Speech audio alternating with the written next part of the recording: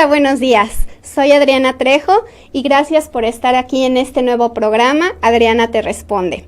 Recordemos que este programa es interactivo, es para que tú nos sugieras los temas que te gustarían escuchar, además de ser una colaboración entre la página Prevención de la Violencia y Senderos del Mayab. El tema más solicitado de esta semana fue un tema muy sensible, muy delicado y de gran importancia, el tema de la discapacidad. Así que hablaremos sobre cuáles son los tipos de discapacidad y cuáles son los derechos de las personas con discapacidad. Empecemos con qué tipos de discapacidad hay. La discapacidad física consiste en la falta, deterioro o alteración funcional de una o más partes del cuerpo y que provoque inmovilidad o disminución de movilidad. La discapacidad sensorial. La discapacidad sensorial se divide en discapacidad auditiva y discapacidad visual. La discapacidad auditiva consiste en el deterioro o falta de la función sensorial de escuchar, como la sordera parcial o total y dificultades para hablar. Mientras que la discapacidad visual consiste en el deterioro o falta de la función sensorial de ver, es decir, visión disminuida o ceguera total. Y finalmente, la discapacidad intelectual. Consiste en limitaciones significativas en el funcionamiento intelectual y en la conducta adaptativa que se manifiesta en habilidades adaptativas conceptuales, sociales y prácticas.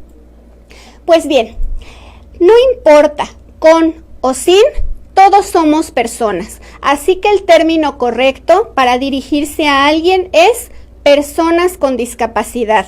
Evita los peyorativos, los sobrenombres, cosas que puedan herir o lastimar a otros. Recuerda, el término correcto para dirigirte a alguien es persona con discapacidad.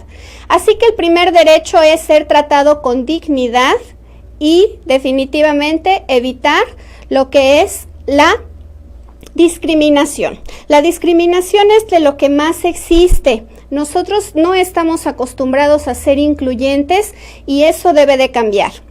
No nada más en la calle, en la sociedad, en nuestra propia familia, sino en toda la sociedad, lo que implica nuestro lugar de trabajo, nuestras escuelas, todo el exterior. Entonces, sé incluyente, inténtalo, participa, infórmate.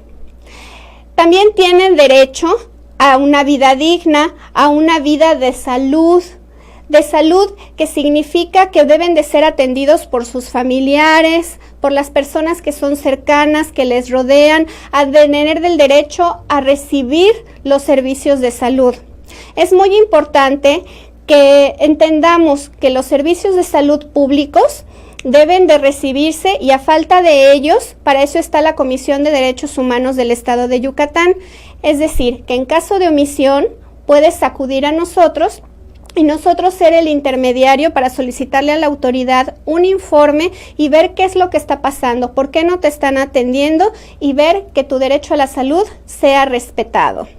También el derecho al trabajo. Dependiendo del tipo de discapacidad que tenga la persona, son bastante productivos. Y es importante ser incluyentes también en las oficinas.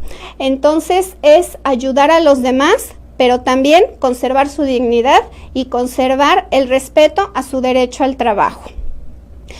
El derecho al trabajo también incluye tener derecho a consultar, va muy ligado del derecho a la salud, porque pueden ellos consultar las veces que sean necesarias, justificando esas ausencias sin que por ello sean sancionados. Ahora bien, también hay responsabilidades y si tú tienes un trabajo, entonces para lo cual fuiste contratado, debes de cumplir con tu asistencia. Sin embargo, hay casos especiales y les quiero platicar el caso de una persona la cual sí consiguió un trabajo en una dependencia de gobierno. Sin embargo, no podía acudir a dicho trabajo porque no tenía los recursos para ello. Es decir, no tenía forma de transportarse y de llegar desde su domicilio hasta el lugar en el cual se le dio la plaza. Entonces debemos de ser coherentes y si vamos a hacer oficinas inclusivas, entonces dale los medios a la persona o bien ubícala en un lugar en el que realmente pueda llegar, pueda acceder tenemos que ser coherentes siempre como autoridades, como compañeros, como familia. También está el derecho a la seguridad jurídica.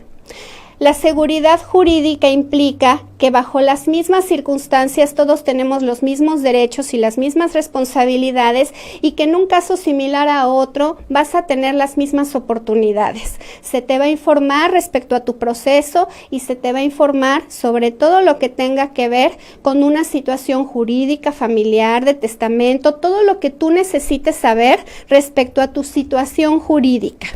Y es importante considerarlo porque muchas veces se nos niega la información o tenemos la información equivocada, ya que no acudimos a las autoridades competentes, sino que quien nos está informando pues es el amigo, el vecino, el familiar, y realmente no tenemos o no tienen los elementos para decirte con certeza qué es lo que tú necesitas, en qué se te puede ayudar, cuáles son tus beneficios, etcétera.